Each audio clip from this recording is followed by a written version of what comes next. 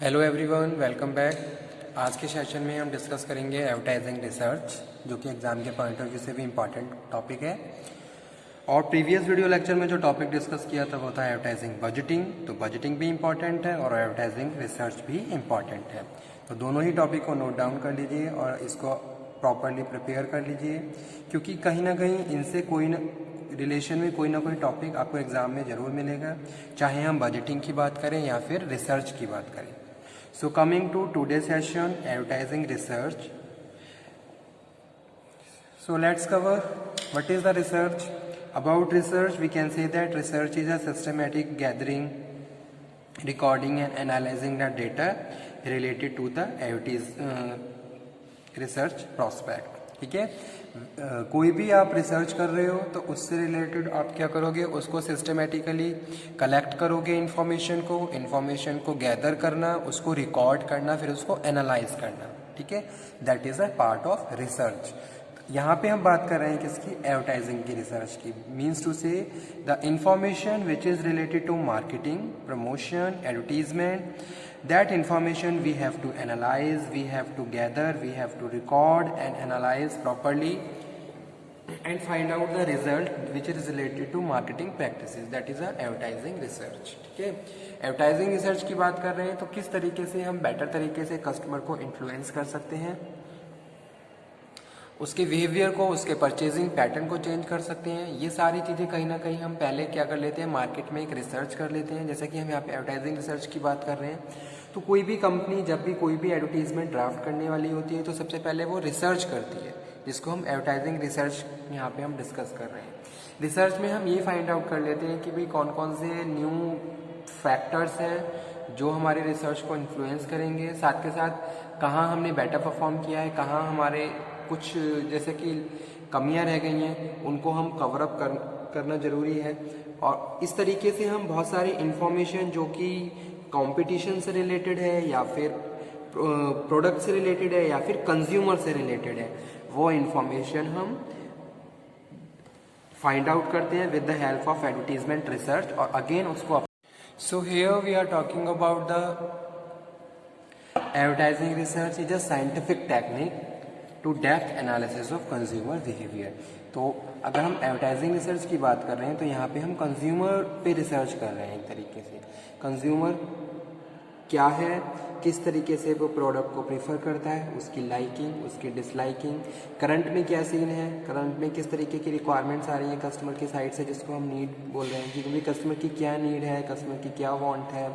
ये सारी चीज़ें हम प्रॉपर्ली एनालाइज करते हैं और वहाँ से रेलिवेंट इंफॉर्मेशन कैप्चर करते हैं with the help of advertisement research. So that's why a definition is written here, advertising research is a scientific technique. Means to say जो भी इंफॉर्मेशन आप गैदर कर रहे हो which is related to consumer, scientifically prove है। आप बहुत सारे टेस्टिंग के थ्रू, बहुत सारे मेथड्स के थ्रू उसको प्रूव एनालाइज कर रहे हो, एनालाइज करने के बाद वहाँ से रेलिवेंट इंफॉर्मेशन को गैदर कर रहे हो। ठीक है, तो एडवर्टाइजिंग रिसर्च क्या है, advertising research is a depth discussion या फिर depth analysis about consumer behaviour. क्योंकि अगर हम एडवर्टीजमेंट की बात करें तो एडवर्टीजमेंट में हम टारगेट्स करते हैं अपने ऑडियंस को।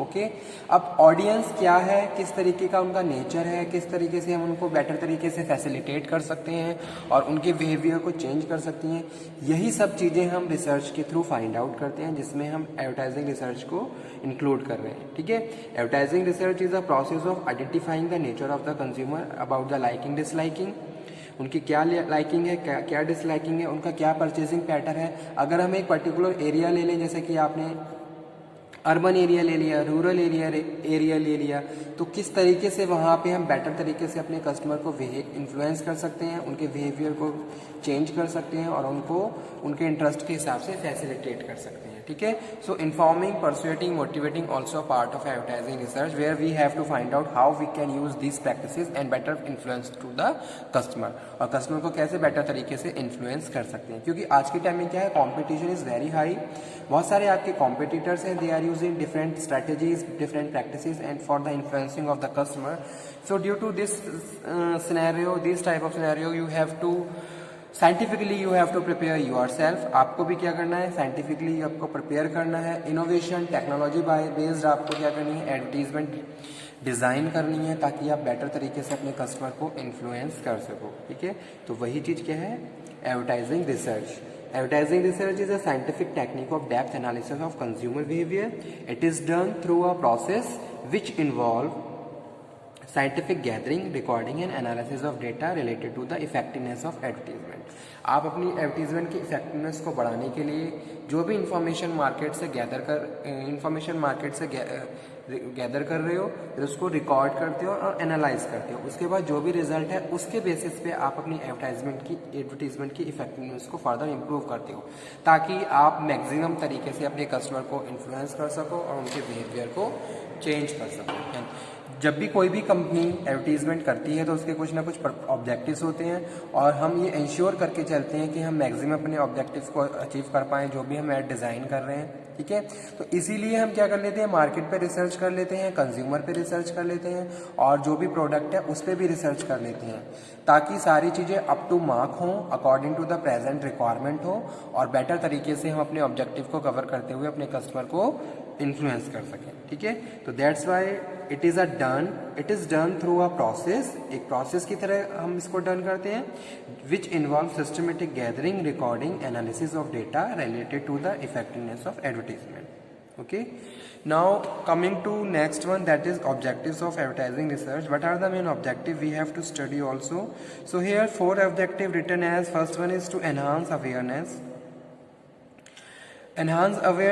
or easy to plan market strategy. You want to aware yourself, you want to aware about the customer. Okay, आपको कस्टमर के हिसाब से अवेयर होना है, आपको मार्केट के हिसाब से अवेयर होना है ताकि आप एक फ्रूटफुल स्ट्रेटजी को फॉर्मुलेट कर सको और उसको प्रॉपरली इम्प्लीमेंट कर सको। तो पहला जो एडवर्टीजमेंट रिसर्च का जो ऑब्जेक्टिव है वो यही है, टू एनहांस अवेयरनेस। हम अपनी अवेयरनेस को बढ़ाते हैं जो कि रिलेटेड होती है कस्टमर से।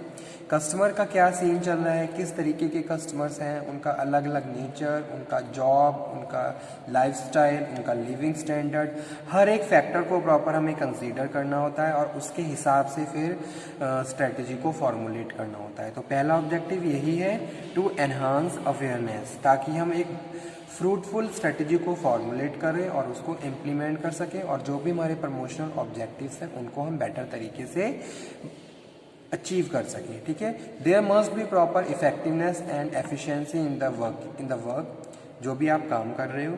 तो फर्स्ट वन यही है। सेकंड वन है टू नो एटीट्यूडनल पैटर्न्स। ठीक है, तो यहाँ पे हम बात कर रहे हैं attitudinal pattern means to say according to the geographic region you have company या फिर जो भी एडवर्टीजमेंट रिसर्च है वहाँ पे हम ये एनालाइज करते हैं कि कस्टमर किस टाइप के हैं, उनका क्या नेचर है, किस तरीके से उनकी रिक्वायरमेंट है, क्या उनकी नीड है और किस तरीके से हम बेटर तरीके से उनको इन्फ्लुएंस कर सकते हैं। ठीक है, तो यहाँ पे हम एटीट्यूड को डिस्कस कर रहे हैं, what is the attitude of customer about the particular product और द मार्केट। तो सेकंड ऑब्जेक्टिव हमारा यही है एडवर्टीजमेंट रिसर्च का।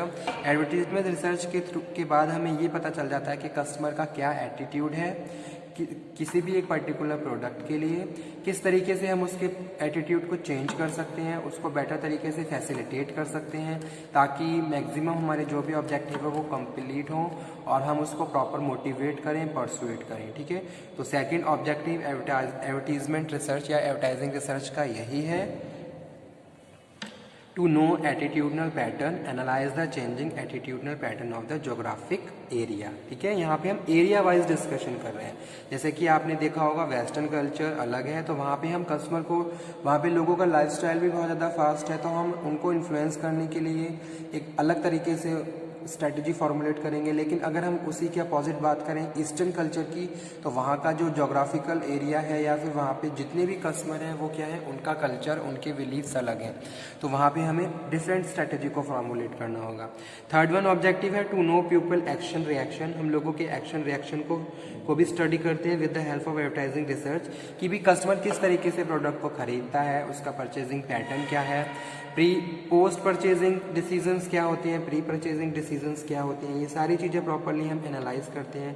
तो that's why here written as records and analyse the people action और reaction regarding a product services. ठीक है, किसी भी प्रोडक्ट और सर्विसेज के लिए लोगों के क्या एक्शन रिएक्शन है, किस तरीके से वो बिहेव कर रहे हैं। ठीक है, फोर्थ वन है analysis. It is made to simple design and develop a creative advertisement effective enough to influence consumer. ठीक है, और उसके बाद एनालिसिस कि भाई कितना हमने किस टाइप का कितनी हमने प्रैक्टिसेस यूज़ करी और उसके बाद कितना हम कस्टमर को इन्फ्लुएंस कर पाए। That we will study with the help of advertisement research. जैसे कि आपने एक कोई भी प्रोडक्ट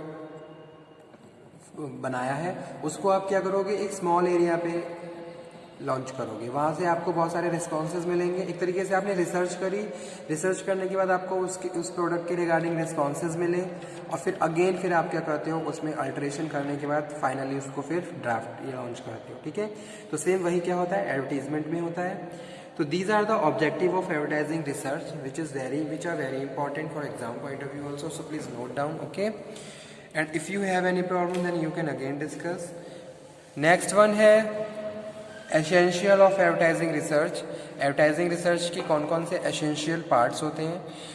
फर्स्ट वन है research equipment. There is a proper equipment required for conducting advertisement research. जैसे कि स्किल्ड पर्सन है, स्किल्ड पर्सन रिक्वायर्ड है ताकि वो प्रॉपर डेटा गैदर कर सके, रिकॉर्ड कर सके और उनको एनालाइज कर सके। They have to know proper method and rules and regulation where they can properly implement the test and find out the result that is related to a research. Okay, so first one क्या है, first equipment और requirement है skilled person की, और second है computer system।